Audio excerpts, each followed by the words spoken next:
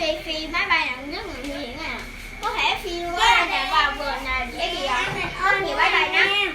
Phi ở ngoài vườn bay quá, dễ bị xe con á, hoặc là xe máy nè, hoặc là xe ô tô. Tàu này sẽ bị tai nạn. Rồi cả tem đi ra ngoài kia, ra thả máy bay ngoài đây. Ra vào bây giờ này nè, đúng không các bạn? Vào đây là phi máy bay dễ lên nè.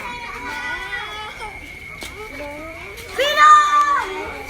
Máy bay thì hãy xem cùng vào tiếp toán xem mình coi. Xin đợi bố bé đâu. Được chưa? Được chưa? Rồi mang dép vô.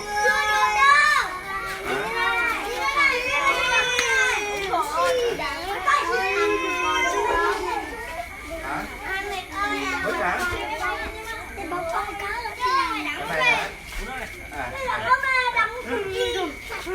Hai đầu lại luôn này. Tức là ai đừng chín xảy ra hướng mình nhá. Không mình được ăn gì. Phi đã đó bây giờ. Cái con. Xong rồi em không phi lên sân. Bố quay bên đây này, bố quay bên đây này, bố này quay bên đây này. Đi nó quay vào trời này. Cho chú này con phi lên đây này.